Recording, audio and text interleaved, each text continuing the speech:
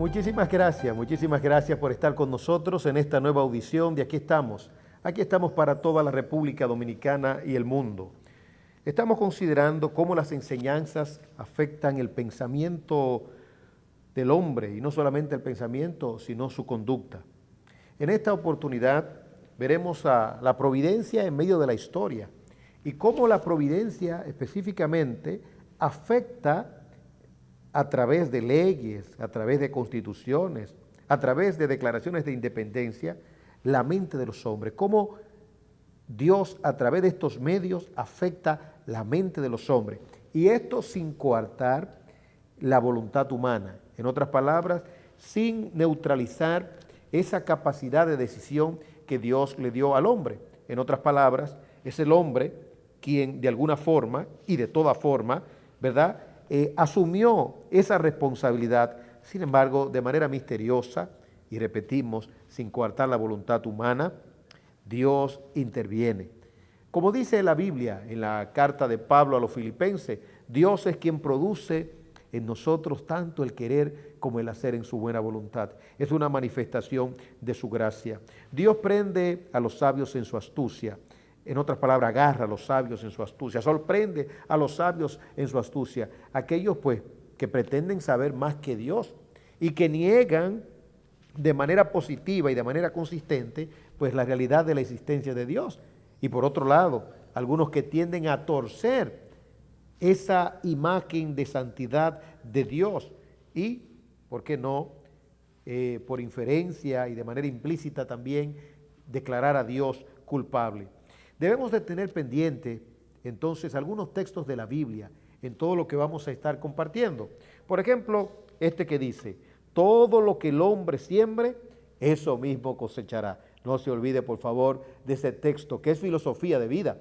Es un principio que debe regular al creyente y al individuo en sentido general. Pero otro texto más que debemos de tener pendiente a medida que vamos considerando estos asuntos históricos.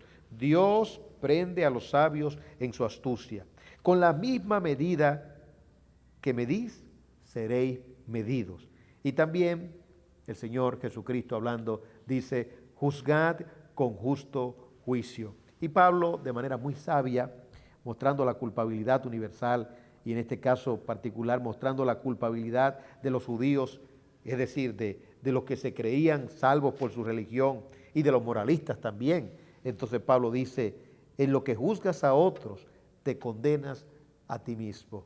O la providencia, cómo hizo, ¿verdad?, que estos hombres pues cayeran en su propia trampa, como en el caso de Naamán el perverso. Le quiso tronchar la vida a un hombre de Dios llamado Mardoqueo. Sin embargo, la rueda de la providencia obró y la soga, la horca que tenía Naamán para Mardoqueo, vino a ser una horca para él.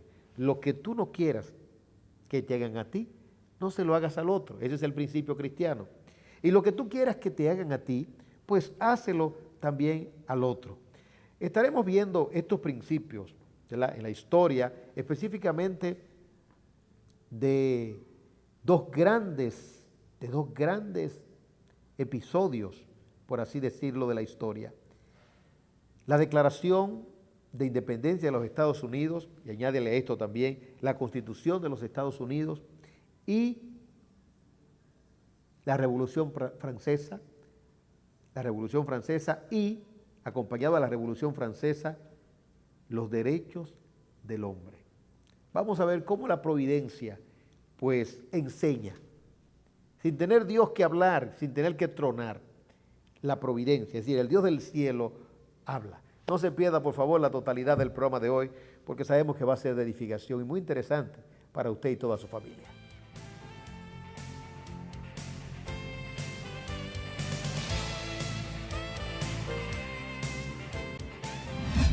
Ellos debieron aprender la lección vivida en Inglaterra, la falta de libertad, de culto, de expresión. Pero no, como entendían que tenían la verdad absoluta, entonces pues ellos sí podían imponer De ahí la necesidad de no fiarnos de nosotros mismos. Podemos tener la verdad absoluta, ¿verdad? Pero el corazón del hombre es perverso. Maldijo las bibliotecas, maldijo el ferrocarril, era su contexto. Él entendía pues que el ferrocarril no debía circular, las bibliotecas debían cerrar, las tabernas debían de cerrar.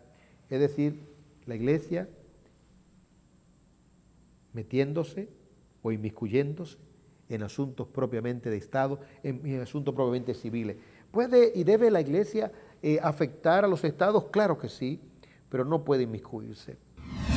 Y veían el sábado, ¿verdad?, como un mandamiento igual, por ejemplo, al mandamiento de no matar. Y para McCheyne, Robert Murray McCheyne, pues no guardar el el domingo, era como violentar el mandamiento no matarás. Bueno, la necesidad de que la doctrina afecte la mente, pero esa afección de la mente no puede hacer que nosotros en la conducta seamos inconsistentes. Porque entonces vendrá algo que todo siervo de Dios y todo cristiano pues debe rechazar, que es la deshonestidad intelectual y la deshonestidad de fe. En otras palabras, usted tiene un credo, ¿verdad?, usted tiene una enseñanza, pero usted no vive a la luz de eso. De ahí viene algo que se llama hipocresía religiosa. La iglesia no tiene poder civil. El poder de la iglesia es un poder espiritual, no es penal. La iglesia católica lo creyó en el pasado y dejó de aplicarlo después de la Revolución Francesa y de otros acontecimientos importantes. Cómo confiscaban los bienes de las personas y hasta personas que ya habían partido, pues inocentemente. Alguien decían que eran personas que habían tenido doctrinas extrañas y sacaban esos cadáveres y le hacían juicio y les condenaban como herejes, le quemaban. Pero lo más importante de esto es que a la luz del poder civil confiscaban los bienes de ese difunto y a esa familia la dejaban desamparada. Vimos que era amigo del rey en un tiempo y era enemigo de la pena capital. Él mismo propuso que el rey Luis Capet fuera eliminado. Este hombre tenía carencia de temor a Dios. Él procuró la descristianización. En otras palabras, todo lo que sonara a cristianismo lo erradicó. Las calles en Francia que tenían el nombre de San, es decir, identificándose esas calles como cristianas, las eliminó todas. Los crucifijos, todo lo relacionado con Dios, lo quitó. Y con una estatua grande a la que él le llamó la razón. Una estatua a la razón, a la diosa de la razón. Lamentable aquello.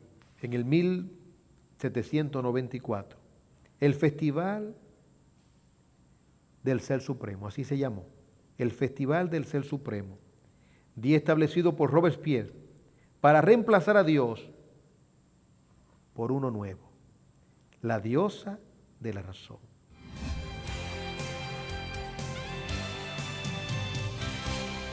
Muchísimas gracias por continuar con nosotros. No se olvide que estamos tratando de cómo las doctrinas o las enseñanzas influyen en el pensamiento del hombre, para bien o para mal. Y cuando el pensamiento es afectado, también la conducta. Hemos recurrido a la historia.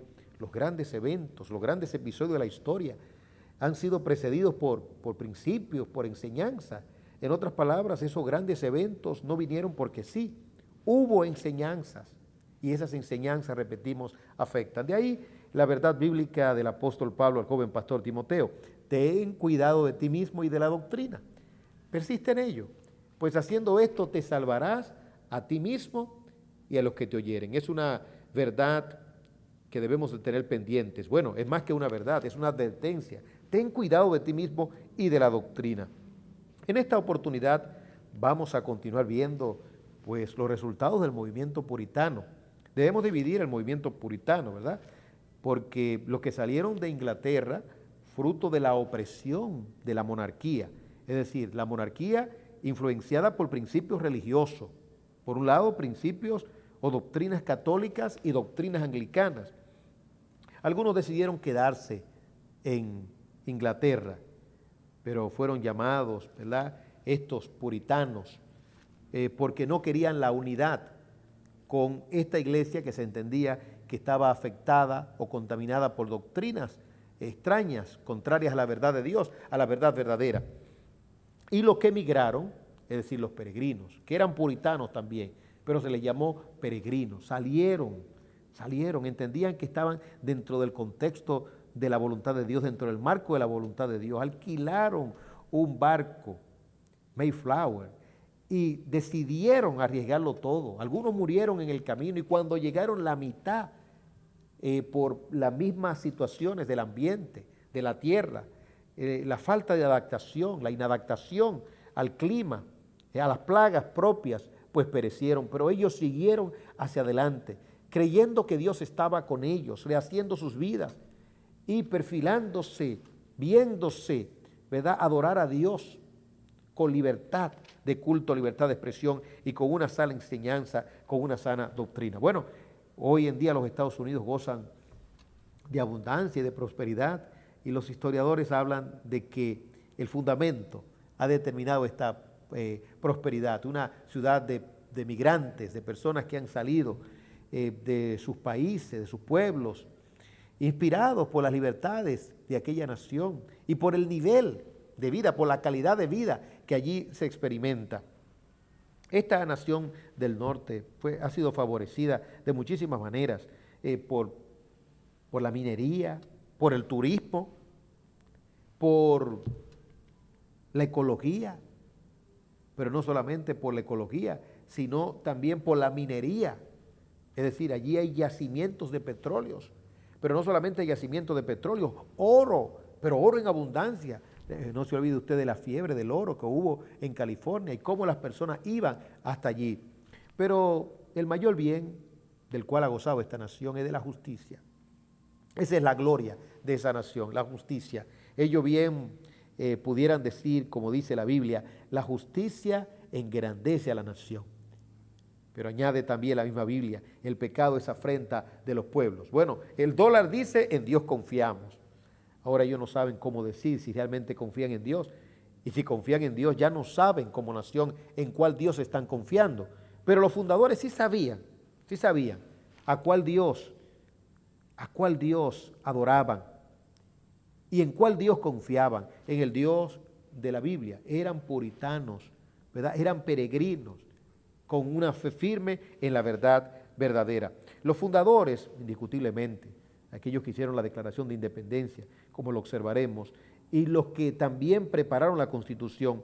Algunos pues no eran creyentes, se dice que algunos eran gnósticos, otros eran masones, otros eran deístas, pero entendían la necesidad de plasmar principios bíblicos cristianos en la Constitución, y si no de manera textual, por lo menos en asuntos de espíritu. Está plasmado allí. Y hay cosas que no abordaron en principio porque no era necesario. Hoy en día la Suprema Corte de Justicia de los Estados Unidos pasa tiempo interpretando la Constitución y a veces la misma Suprema olvida los orígenes pues de esa Constitución. Bueno, pues de esa Constitución, primero de esa Declaración de Independencia y de esa Constitución ha dependido todo, porque esa Declaración de Independencia primero, esa Constitución ha afectado o ha dirigido, ha regulado a todos los estados de esa gran unión del norte. Pero aquí tenemos que mencionar la gota de veneno. No se olvide de la serie. Una gota de veneno en un vaso de leche. Ellos salieron motivados por libertades. En otras palabras, querían libertad de expresión.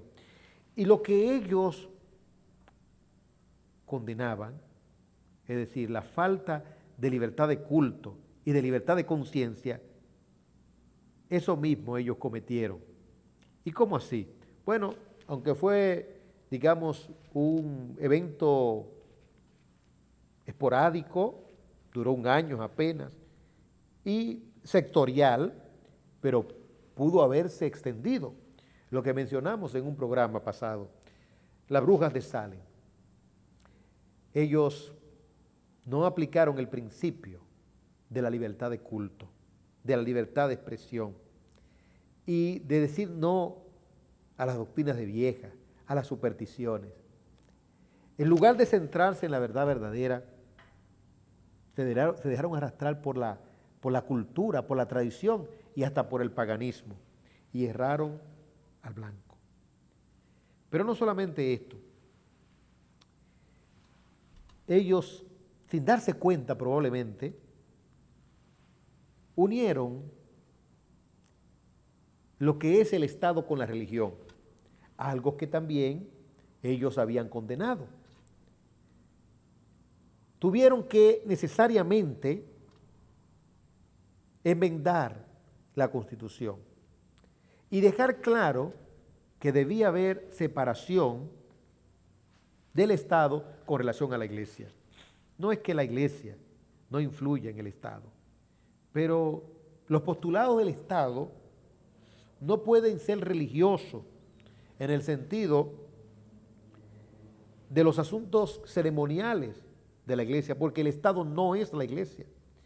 El Estado en asuntos de dignidad humana y de principio relacionado con la vida, sí debe de ser categórico. Todas las leyes deben de estar premiadas, pero nadie puede pretender que el Estado sea religioso o litúrgico. En la Biblia se condena eso. Hubo un rey, por ejemplo, que fue prosperado a tal nivel que quiso inmiscuirse en los asuntos ceremoniales en Israel y tomó un incenciario y algo que le correspondía a los sacerdotes, él quiso hacerlo. Y ellos, es decir, los sacerdotes, reprendieron a este rey y él fue encima de ellos. Pero dice la Biblia que un juicio de Dios cayó sobre él. La cara se le llenó de lepra y tuvieron que sacarlo rápidamente. ¿Por qué? Porque usurpó una posición, un lugar que no le correspondía. Lo mismo sucedió con Saúl. Cuando veía que el hombre de Dios, es decir, el profeta Samuel, no venía, él mismo decidió presentar el sacrificio. Y Samuel le dijo, locamente has actuado.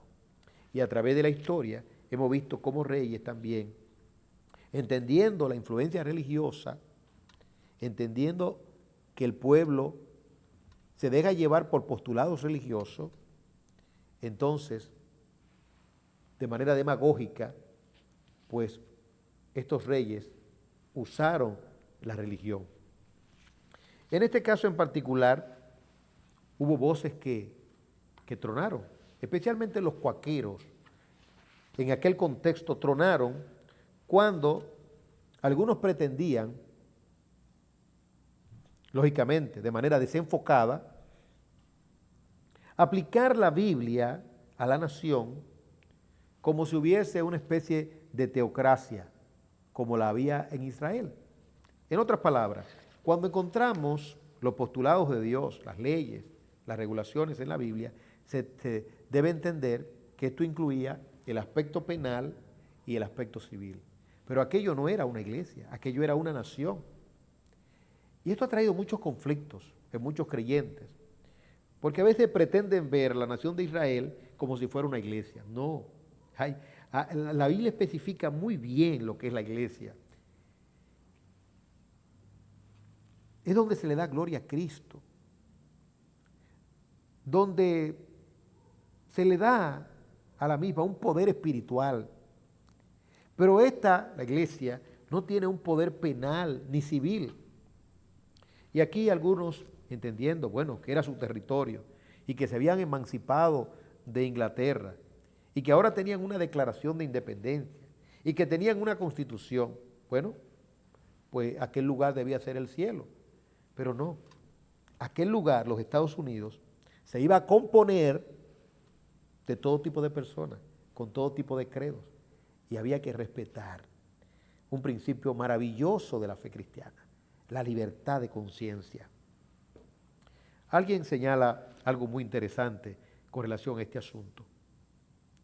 La cuarta cosa, dice esta persona, señalando algunos puntos maravillosos del soporte de los Estados Unidos, ya he mencionado 3, pero en esta cuarta dice, la cuarta cosa que debería saber todo cristiano es que esta nación fue fundada como un santuario para los disidentes religiosos.